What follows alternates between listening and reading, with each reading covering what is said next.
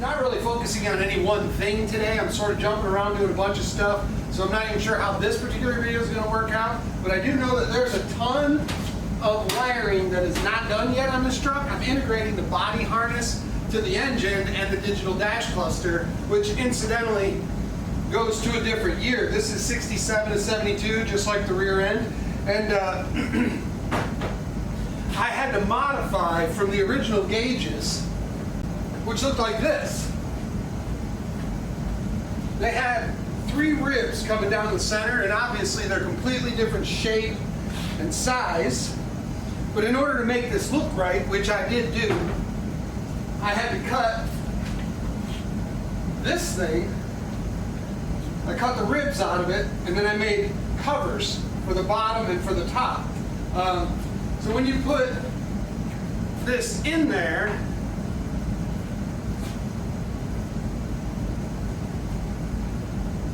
it ends up looking a lot like that, which, to tell you the truth, is pretty good considering. They just don't offer a good option for this year truck, this era, for digital gauges. They just don't. So that's the one we preferred, and we're going to get that going today.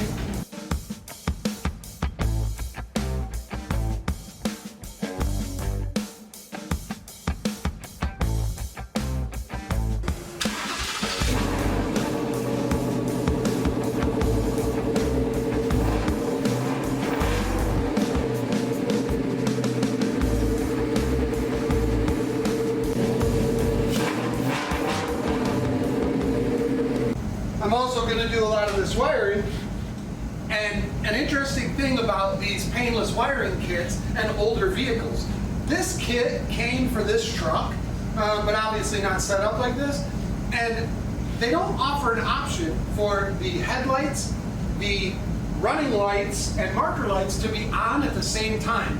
So that's stupid, but apparently old cars were that way in the 60s and 70s. This one being a later model year, you'd think that kit would have a provision for it. It's got a provision for everything else, but it does not. And at first I thought I did something wrong, and that kind of bummed me out because I don't like, when something isn't exactly right. So let's power up the body harness and you'll see what I mean. Marker lights and turn signals. Running lights, turn signals, marker lights.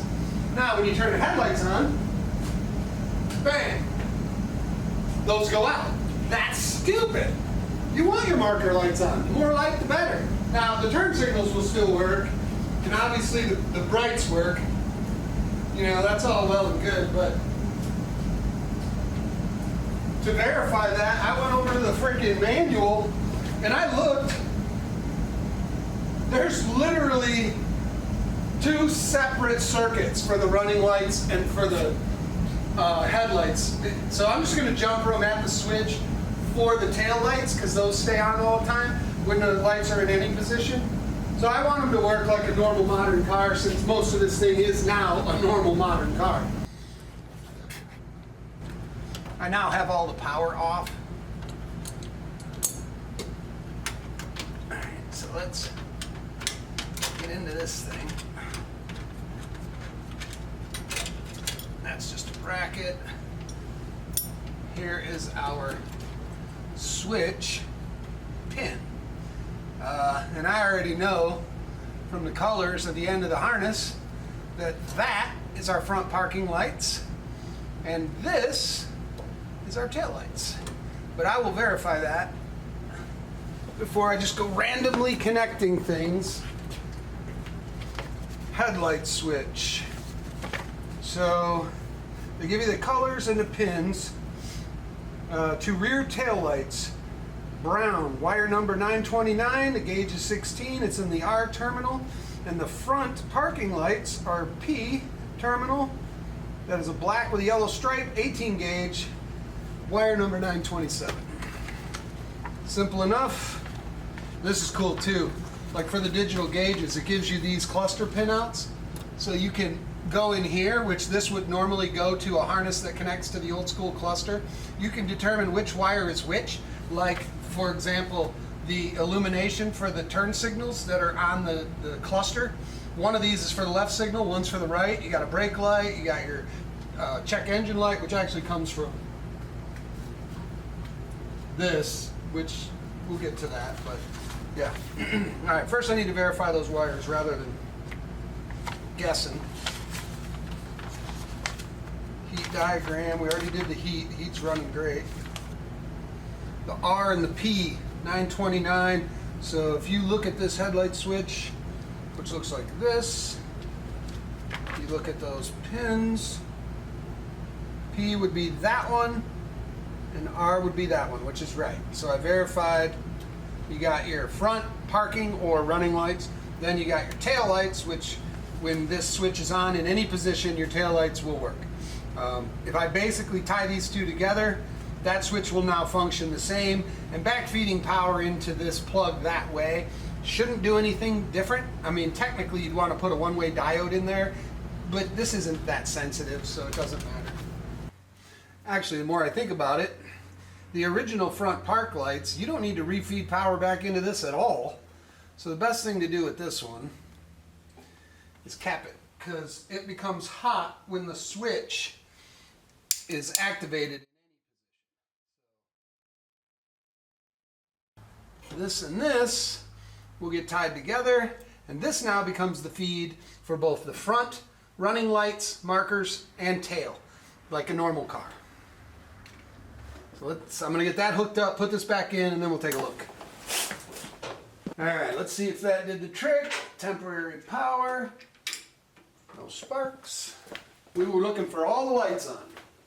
Boom, that's good. Boom. Exactly. Now, in reality, if I turn the key on, I should have turn signals. Key on. That should be one signal. Yep. Yep. We got hazards.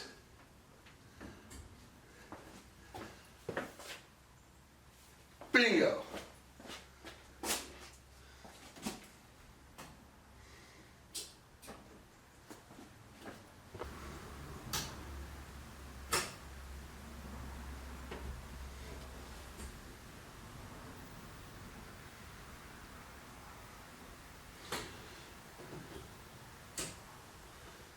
Okay, so the interior light up there, the dome light, has 3 switches, 2 feeds. One powered by the headlight switch.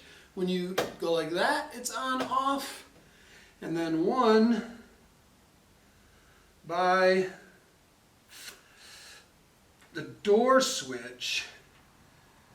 So with it off and the door closed, that's off. You open the door, that comes on, close the door, it goes off. Oh, drop my keys, gotta look. There you go. Okay. And then also there's one more switch on the passenger side, but I couldn't illustrate this without disconnecting it. So let me go connect that up. I will solder and seal this stuff. All of this business is tail and turn.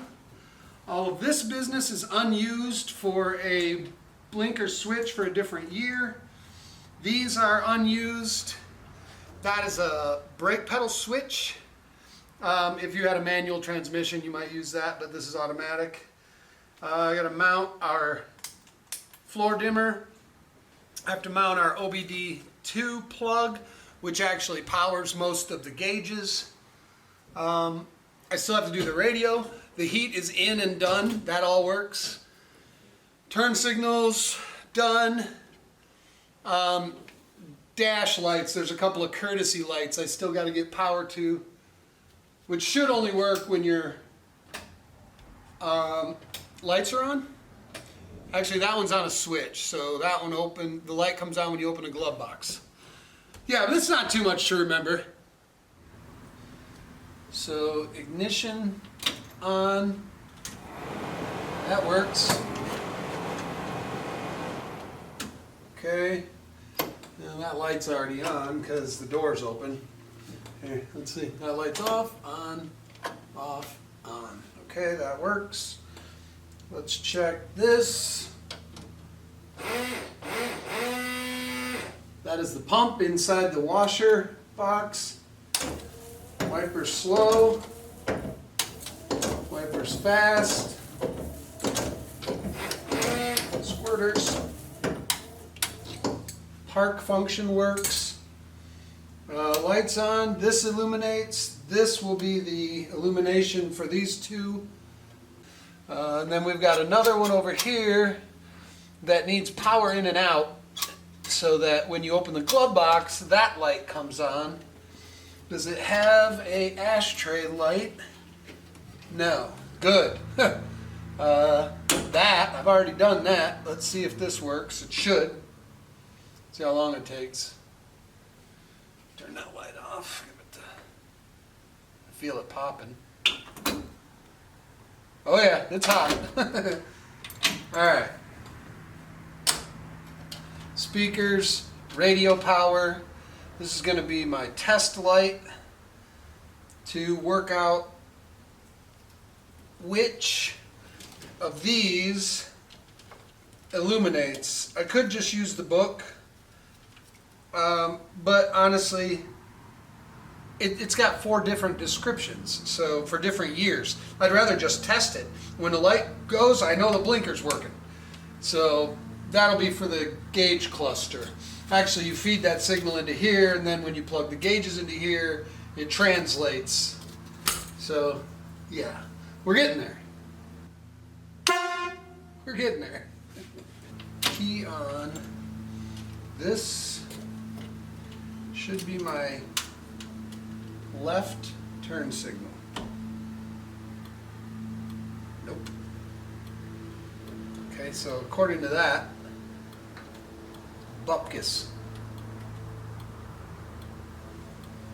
Which is why the book with 4 different years, bye-bye. Where we're going, we don't need no stinking maps.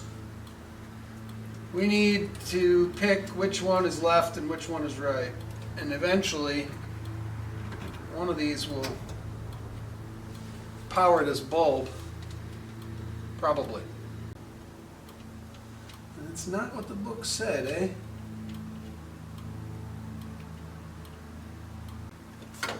No, I'm not getting anything. I first better verify known good ground. Let's see what the book said. This green and white should be the left turn signal. Turn left. Hey, the book was right. It's never right. All right, so if that's that one, it said blue and white, blue with white, which would be this one. That should be the right turn signal.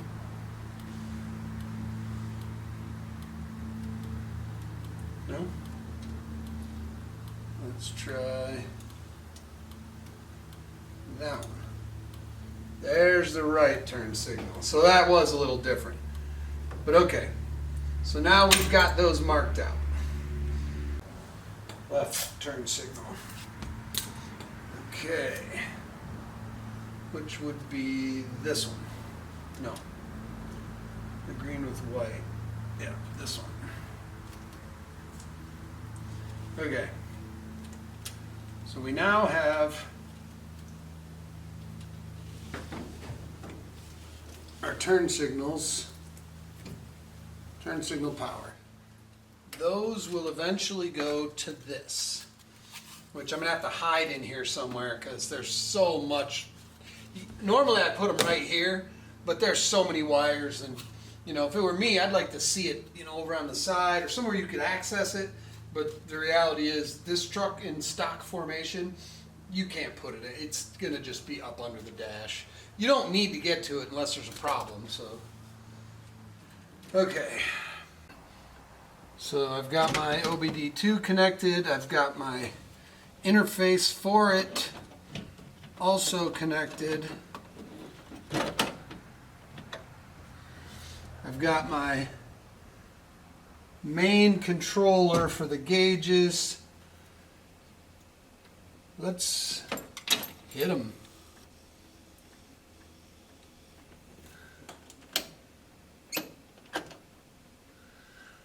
Please calibrate speed and fuel. I will. I don't know why I don't have any illumination here though. Have to figure that out. Key on. Backlit. Gauge is running. There's a million different scenarios you can run with this thing. Take a while to get it all dialed in, but fuel gauge is set, the voltage, temp will come in when it's running, oil will come in when it's running, tack also, and tack. And the speedometer should be while you're driving, so that should happen all in the transmission. Should. So there you go. That's going to do it for right now. Let me go find something else to do. Beer.